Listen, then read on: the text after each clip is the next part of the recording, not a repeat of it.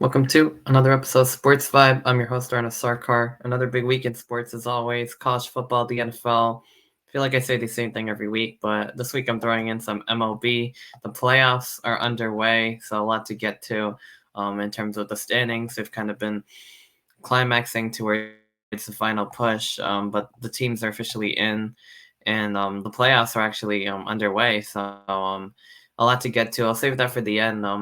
Our usual football recap, of course. We'll start with Friday night under the lights action. Two games, both incredibly close, exciting. The one I didn't get to watch was Virginia Tech Miami because I was at the Rutgers game, but Canes versus Hokies. It came down to the wire. I mean, Virginia Tech might not have been, they lost a couple close games. They lost to Rutgers the week before. They also lost another game to Vanderbilt in the non-conference, 2-2. Defeating two power group of five opponents in the Power Five struggle. But going to Miami, the eighth-ranked team in the country. I mean, they led most of the way, and it came down to the final whistle. But it looked like Virginia Tech had caught a Hail Mary in the end zone. Honestly, I really don't know what happened. I've watched the replay. I don't know who ended up coming with the ball. It looked like Virginia Tech did, but potentially it was in Miami. They might have had a takeaway. Like, I still really have no idea. But once they called that a touchdown, it's strange to overturn it. But they still did. So it's just kind of bizarre to be honest with that. But like, if you call that a touchdown, then you should really keep that a touchdown. It looked like DeQuan Felton, Virginia Tech's wide, just he came down with the football. So it's just really surprising that they overturned it. It wasn't clear or obvious that they did that. So I'm not really too sure why they would overturn it, but I don't know. I mean, it looked like Virginia Tech had that in the end zone, and it just they just overturned it. So I mean, I really don't know what to say about that one, but just bad call. Strange to overturn something like that, but sometimes that is college football. Sometimes it's just football in general, and yeah, Virginia Tech took a tough loss. They played Miami a lot closer than I thought they would. To be honest, I thought Miami was going to blow them out, but they're still the eighth ranked team, but I mean, Virginia Tech really hung in there. They're 2-3 now on the season. I believe going to Stanford next week. But that's pretty much how that game went. And then the Rutgers game against Washington, another thriller. Rutgers having a great start to the season, 4-0. I mean, Washington dominated through the ground on the air. Will Rogers and Jonah Coleman's an absolute beast, but it was Rutgers who made all the big plays, and Washington really, even from the beginning, just shot themselves in the foot. Just penalties at inexplicable moments and times, longer downs and distances, unable to convert on 4th and 2. 3 missed field goals, including the game winner. But Kyle Monangai was an absolute beast for the Scarlet Knights once again. Just able to push players out of the way, and even the broadcast team picked up on that. And through the air, Cal man is good. Getting it to Dymere Miller, some intermediate plays across the middle.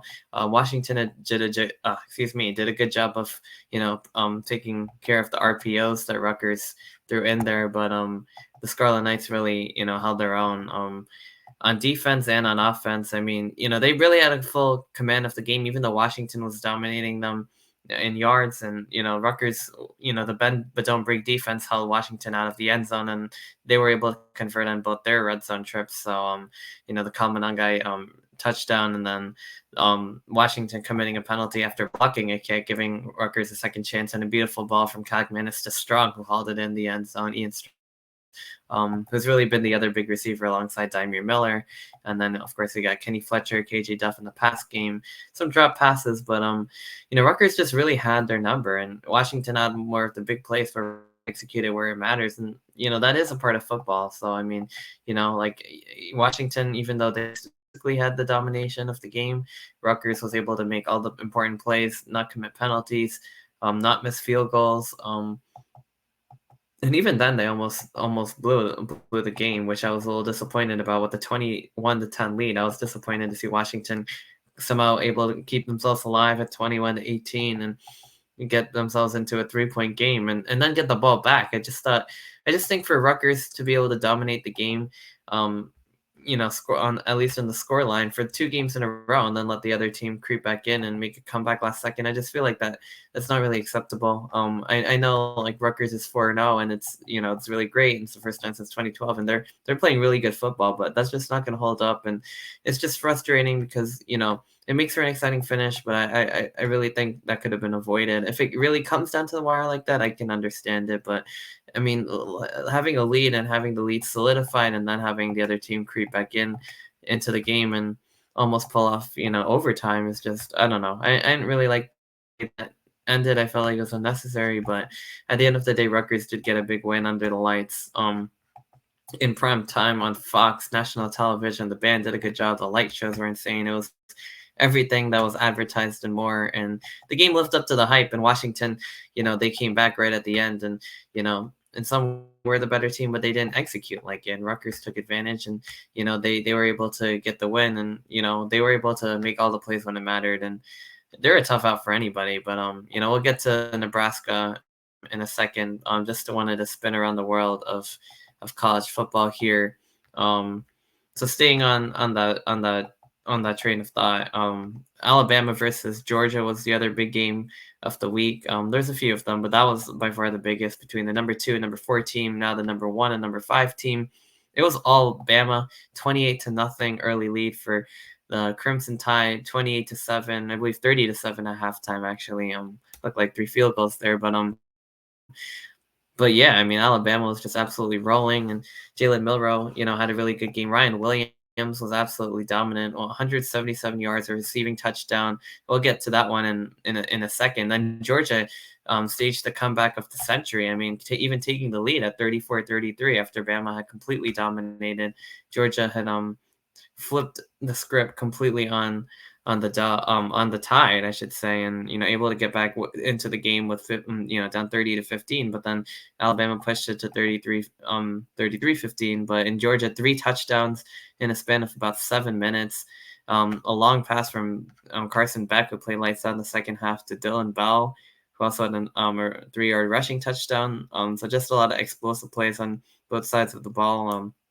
Georgia absolutely getting it downhill. And then Alabama, the Ryan Williams pass that I had mentioned from Jalen Milroe to the sideline. I watched it so many times, and the spin moves from Ryan Williams to just get away and score a touchdown. It was truly the game of the week. It could even be the game of the season. I hope we see a rematch in the play. SEC championship game, what have you. But it was just a remarkable win for Alabama. They started up really well. Started 30-7, and Georgia came back, and then the next matchup we'll probably see both teams kind of in the game the entire time. But just a swing of momentum, Georgia coming back, taking the lead, and then Alabama quieting them, and then on the next series, Carson Beck and Georgia driving again, and then this time. This time Alabama's secondary had an excellent, beautiful interception.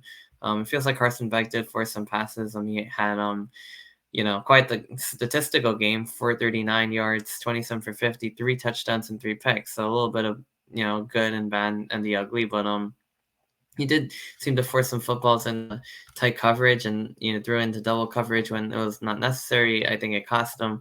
But 2 really good football teams. Georgia definitely had a little bit of a letdown to Kentucky and looked like it was going to roll over with Alabama playing, a team that good with that much talent and physicality on both sides of the ball. Had a tough time with it, but they were able to fight back and really hold their own. So I mean, I hope we see more than that, more of these. I think it was truly the game of the year. Really glad I made an effort to watch it. The other game I was watching at the same time, Penn State, Illinois. Penn State now up to 7. Is this going to be the same story every year? We have to wait and see. I mean, they still got Ohio State, who looks absolutely dominant, but in a top 25 matchup, top 20 matchup, the Nittany Lions held on and dominated. I wouldn't say dominated, but held off a feisty Illini team who had defeated Nebraska the week before on the road. I'm coming to Happy Valley in whiteout conditions. Different outcome there. A bit of a defensive struggle. Penn State tied the game in the first quarter, 14-7 lead. It was really all defense, and eventually Illinois was not able to, couldn't get the game tying touchdown. Penn State had some trouble with field goals that kind of kept Illinois in the game. They're still not able to convert, and then Penn State put them to bed.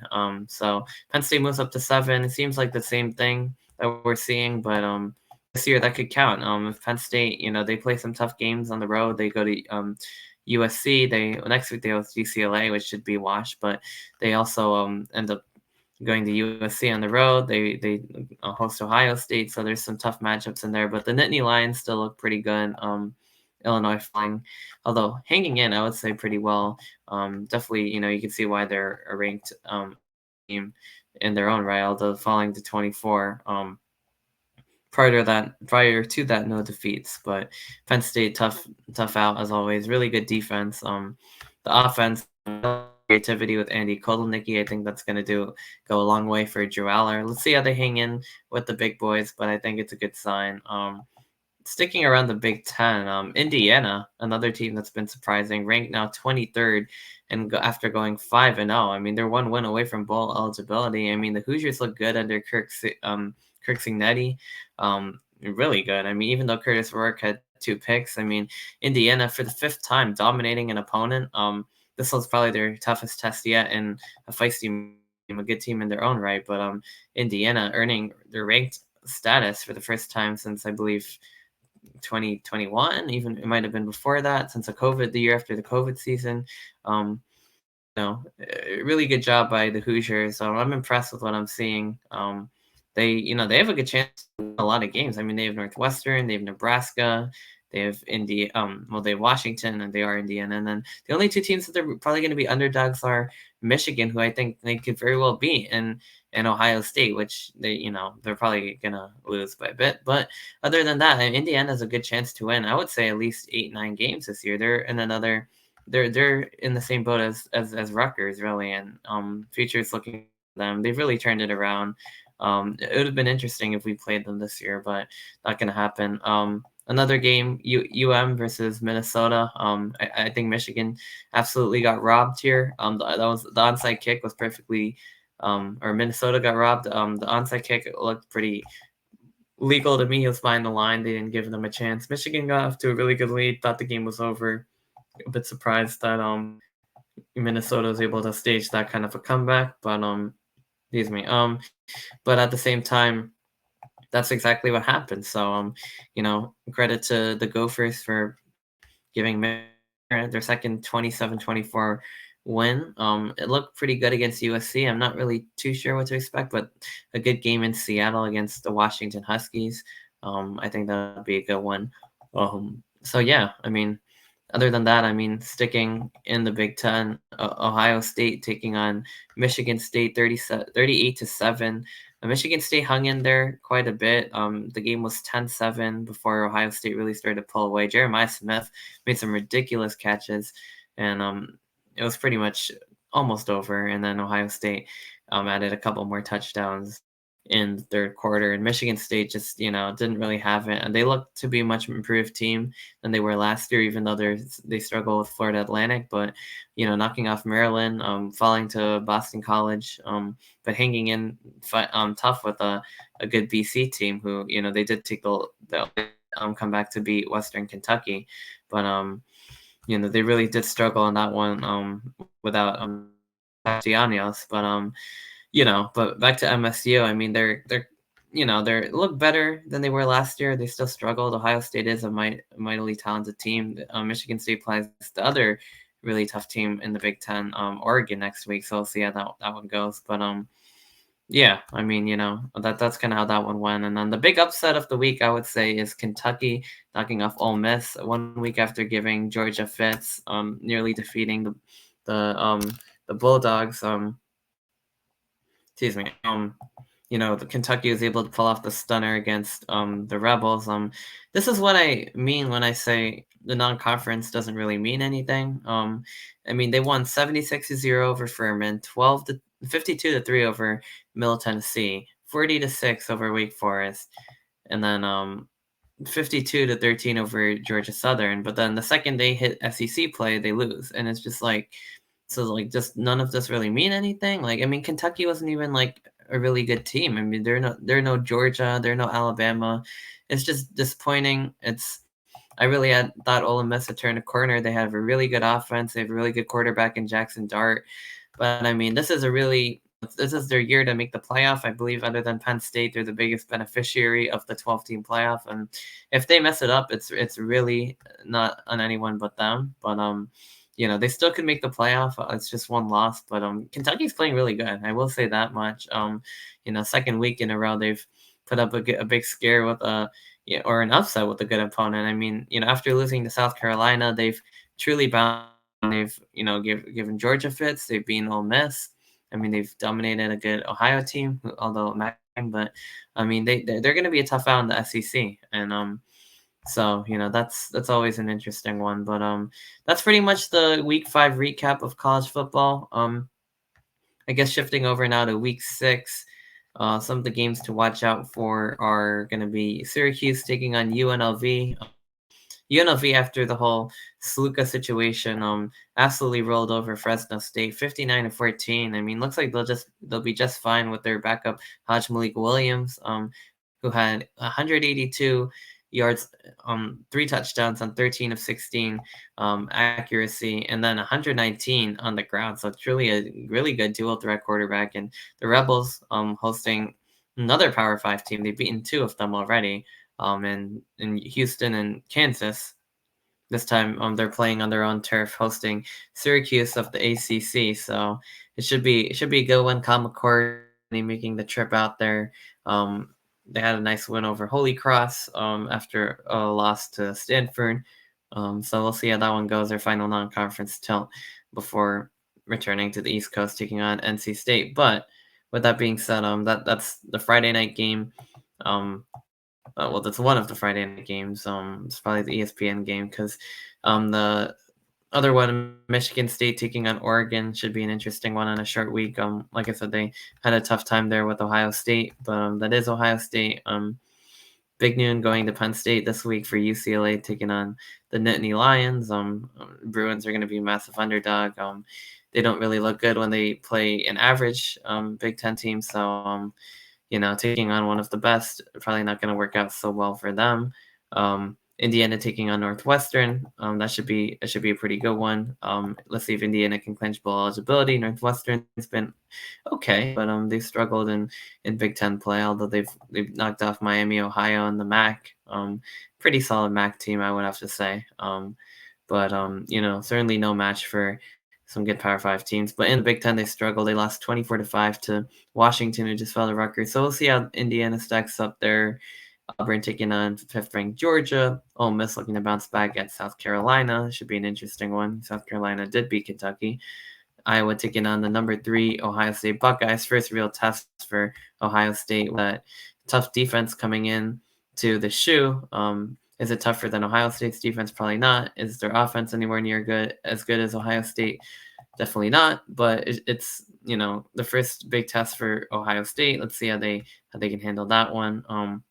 Alabama, Vanderbilt.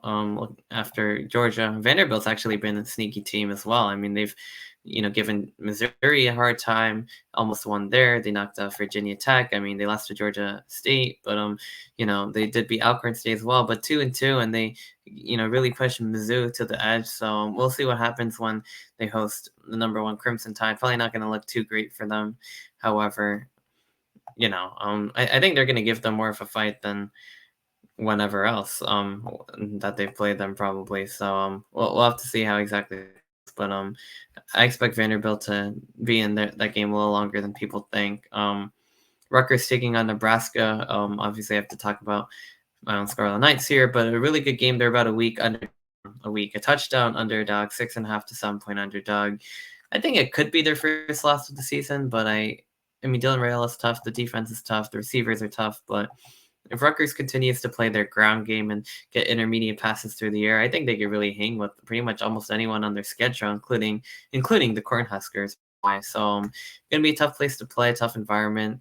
I think it could be their first loss, but if they do win, they have a good chance of being ranked. And I think if Rutgers plays their A game, I think they have a chance because they don't make mistakes. They don't commit penalties. They don't they don't miss field goals, except for, like last week with Jay Patel. But if they execute well, I think their game plan and now their execution on both sides of the ball, including running and passing offense, is good enough to keep defenses guessing, score enough points to win, and their defense is feisty. So I think Rutgers could definitely be in the game, but I still expect them not to win for the first time this season. I think it's definitely not without question, but I think Nebraska should be favored here. I think if Rutgers play a really good game, they can come out of Lincoln with a win, but I wouldn't necessarily be expecting it this week for the first time this season. Definitely a possibility, though. I think Rutgers plays close, but I think ultimately the Cornhuskers win. We'll have to see if I'm right about that one or not. But Michigan taking on Washington, a national championship rematch in prime time. I believe that's an NBC game. Should be a really interesting one. Both teams look really different. Both teams kind of struggling a little bit. Washington coming off the loss to Rutgers, even though they probably played better. Michigan coming off the win against Minnesota. You could argue they could have played better. Two really different teams, and we could have a similar outcome. We could have some revenge. Who knows? But I think it should be a good one, regardless. And then Miami, Cal in the college game day game. Welcome to the ACC. This is going to be an interesting one. So Cal sitting at 3-1. They had the win over Auburn, unable to knock out Florida State. However, the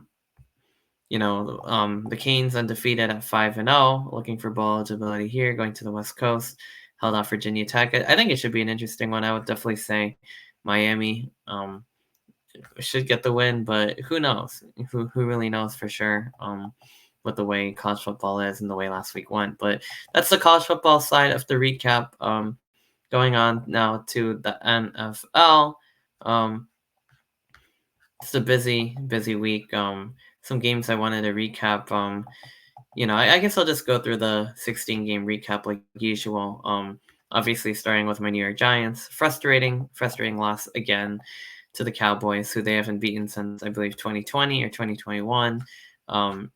It's just not great. They haven't defeated Dak, I believe, since 2016. Haven't defeated the Cowboys since I think 2020.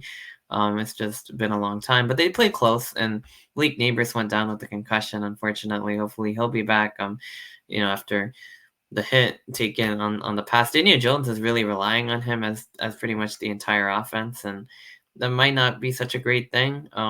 This time the roles were flipped from the Washington game. This time it was the Giants who were the team who only scored field goals, and the Cowboys actually did have a mix, including a couple field goals in the fourth quarter. But the Giants, they could have been more aggressive. They could have potentially gotten the win, but they fell short. Daniel Jones had a great game. Dak Prescott had a great game, although Daniel Jones threw a pick right at the end. They definitely hung with them. Daniel Jones 29 of 40, 281 yards, 115 going to Malik Neighbors, while Dak Prescott was 221 yards, 22 of 27, 2 touchdowns, including one to CeeDee Lamb. But the Giants hung in there. I was impressed. I was happy, but I wasn't happy with the result. It was painful, but it's tough. Now the Giants are 1-3, trailing every team in the division, including the surprising Washington Commanders, who we'll get to in just a second. But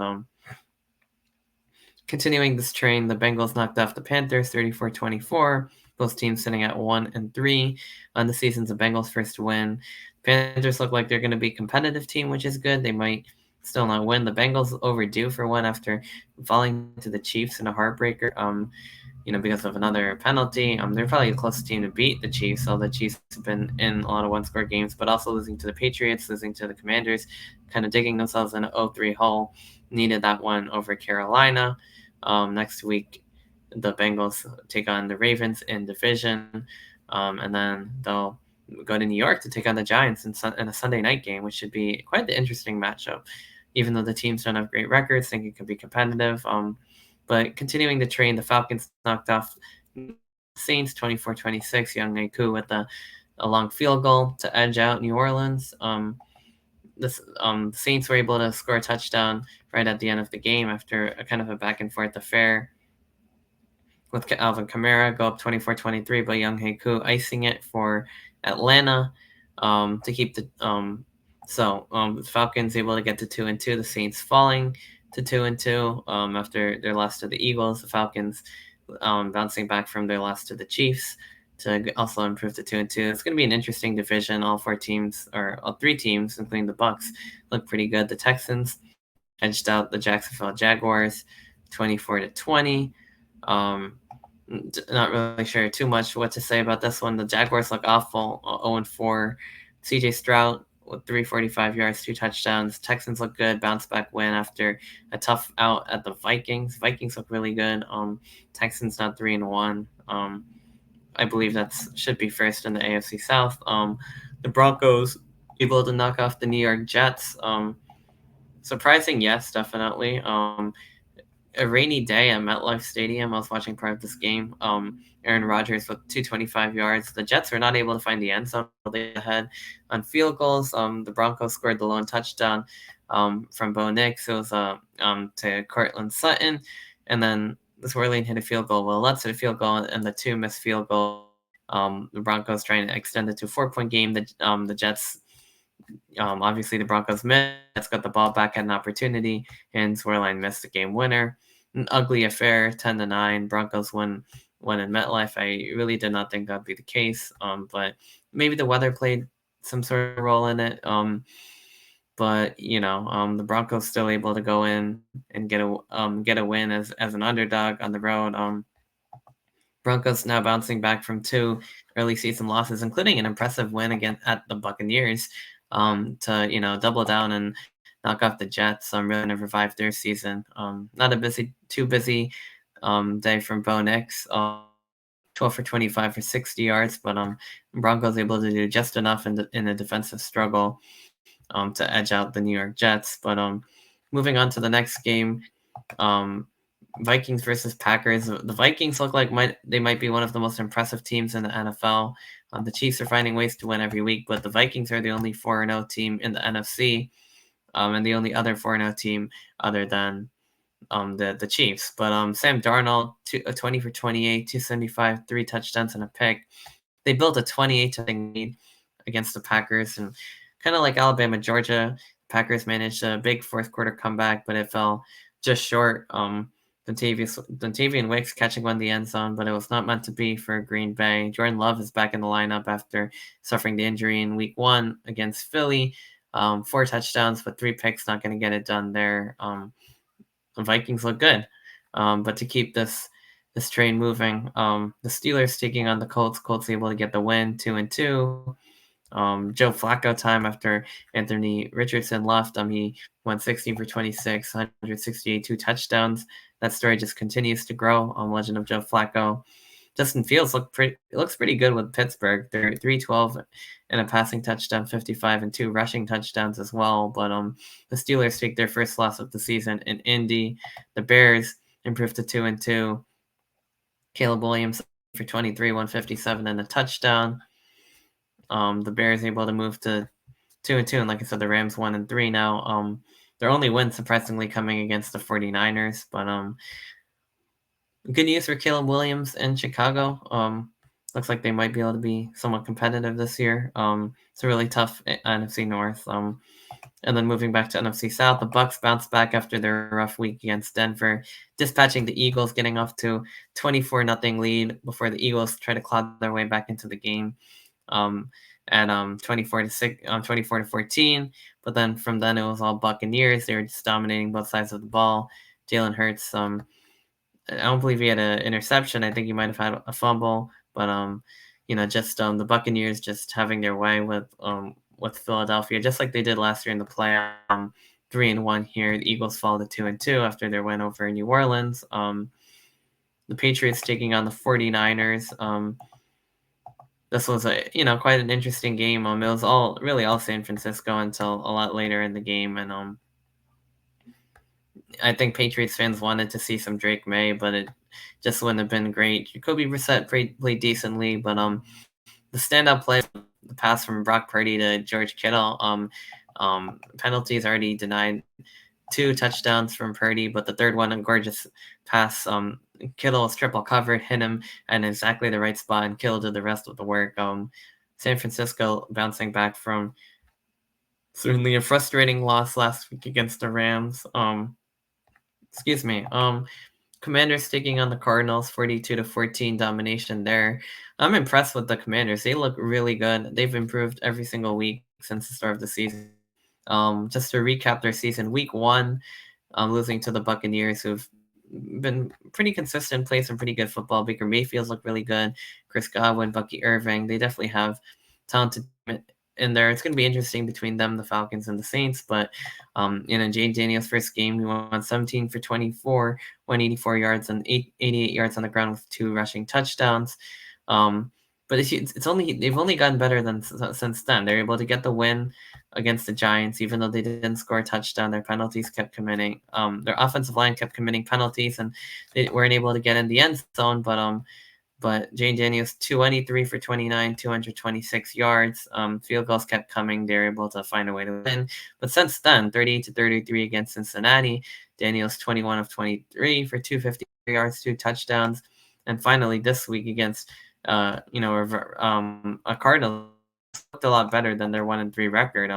But absolutely dispatched there by Washington. 26 for 30, 233 yards, a touchdown and a pick. But it's really been the Jane Daniels show. And Washington looks good. I mean, they're going to be tough for the Eagles and the Cowboys this year. I feel like really impressed with what I'm seeing there. They have the lead in the NFC East right now with the other two at 2-2, the Giants at 1-3. So it's always interesting. But Jane Daniels has success early. The Chiefs getting another win. They're 4-0. They'll still start, but they're losing players left and right. I mean, Rashee Rice might have torn his ACL. He might be out for the season. I don't believe we've got an update on that. Xavier Worthy, the speedster, really great to have him in the lineup. I feel like he's going to have to be the guy. I mean, Pacheco right now on the IR. I mean, they got Carson Steele has been playing nice, but no Pacheco, no Rashee Rice, no Hollywood Brown. I mean, they're losing guys left and right. They're finding ways to win. All their wins have been one-score games this season. But they're finding a way to do it. And, last season they weren't even getting the wins all the time, and they were still able to win the Super Bowl. So I'm not really too worried about Kansas City. I mean, they found ways to win without receivers. I think Travis Kelce also became the leading tight end in Chiefs history in receptions. So I thought that was also really cool. But they keep finding a way to win. Next week they go to New Orleans. Should be a good one. But this train going on along to the end. 4 games left to cover. Raiders taking on the Browns, 20-16. Vegas bounced back after the loss to the lowly Panthers, although they might not be so lowly. The Browns continue to struggle after falling to the hapless New York Giants, giving them the first win. Just not really looking too great for Deshaun Watson company, and it's a tough AFC North.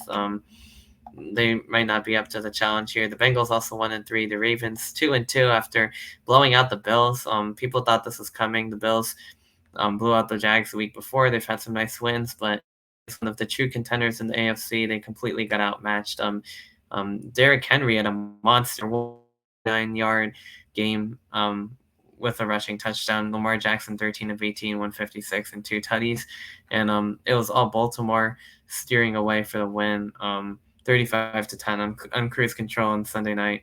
And finally, the doubleheader in the Monday night slate. The Dolphins, who've been hapless without Tua Tagovailoa, 31-12 to improve to 1-3, getting their first win of the season, while the Lions against the Seahawks, really thrilling game. Jared Goff and Geno Smith both played great. Jared Goff, a perfect 18 of 18 for 292 yards, also caught a touchdown. Gorgeous pass to Jameson Williams. Jahmyr Gibbs played well. The Lions got off to a 21-7 lead. Seattle fought valiantly trying to make a comeback, but it was not meant to be. Detroit making enough plays to hang on for the win and improve to 3-1. Their lone loss also coming to the Buccaneers. So the Buccaneers having a penchant for beating a lot of the better teams in the league, except for their strange to Denver. But a lot of 3-1 teams right now in the league, including Seattle. But that's pretty much the week 4 NFL recap. Just to get to some predictions for next week.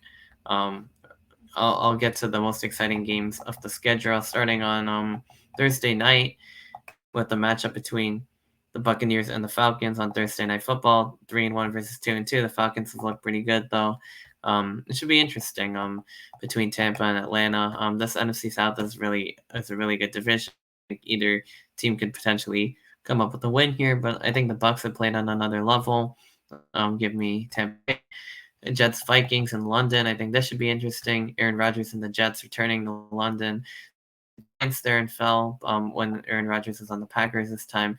The Vikings taking their undefeated record overseas to take on Aaron Rodgers and the Jets. So it should be a good one. A 9:30 start in the AM. I think the Vikings should probably have it, but we'll see if Aaron Rodgers and the offense come back to life. Really struggling. Some of the other games to get to. Panthers Bears should be an interesting one after they made the trade. There's a lot of just divisional matchups between not two great teams. Don't really want to get through all of them. Bills Texans in a battle of 3-1 teams. Bills looking to bounce back against another AFC contender. Ravens Bengals should be interesting in AFC West division, AFC North divisional, excuse me.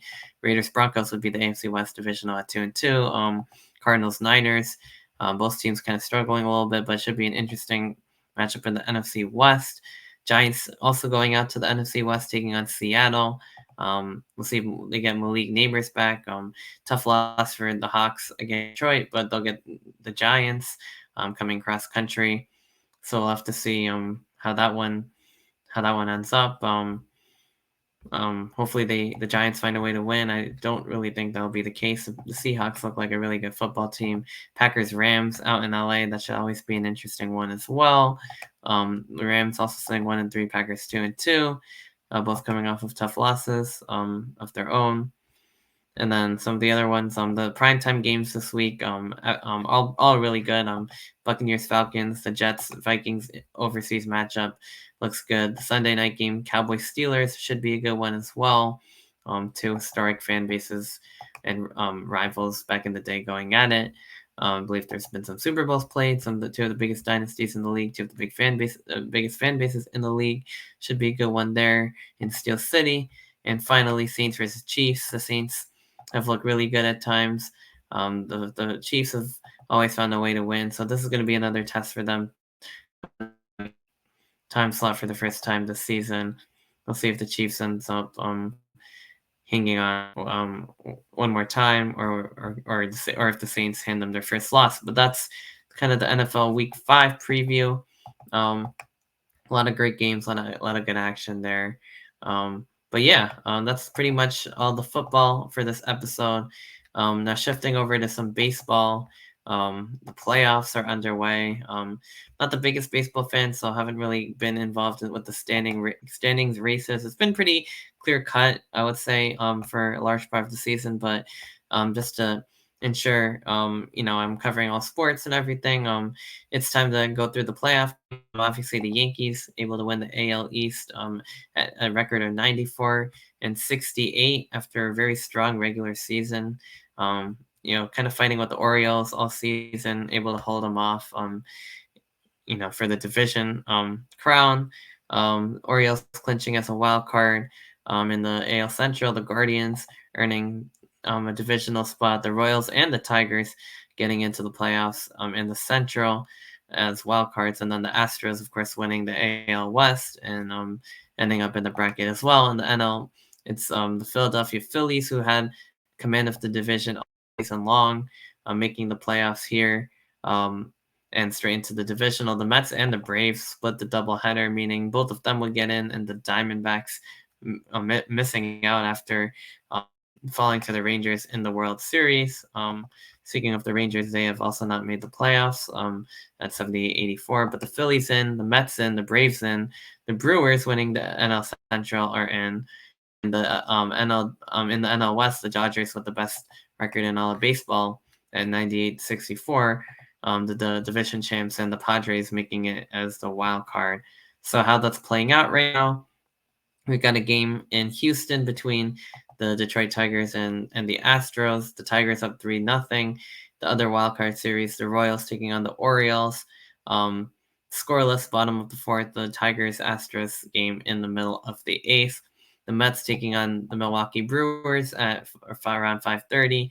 The Braves out west in San Diego taking on the Padres. All these games and matchups being decided no earlier than yesterday. So quite interesting. That's how quickly playoff baseball happens. Wild card, a best of three.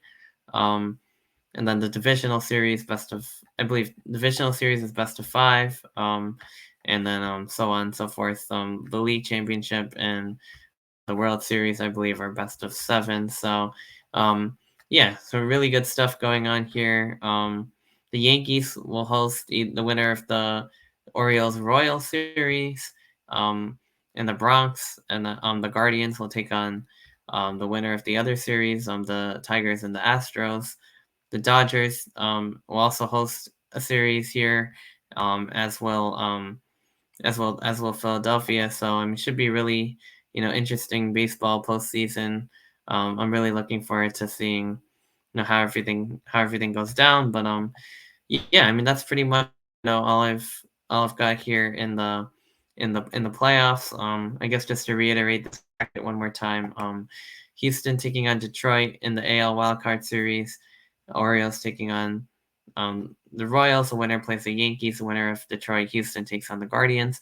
Mets taking on the Brewers. Winner Philadelphia. Atlanta taking on San Diego. The winner taking on the Dodgers. And that's pretty much how that bracket rolls in. So I'm looking forward to updating fans on the MLB playoffs this season. A lot of local teams making the dance. Whether you're a Yankees fan, a Mets fan, an Orioles fan, a Phillies fan, all the teams in the area covered. So it should definitely be an exciting month of October for local baseball fans, Yankees fans, hoping that they get championship number 28 at long last. But I'll be sure to update fans on the baseball playoffs. But in the meantime, this has been another episode of Sports Vibe. I'm Arnav Sarkar with all the college football and NFL big game reviews and previews and baseball now. But until next time, this has been another episode of Sports Vibe. Hope you have a great week, and I will see you then.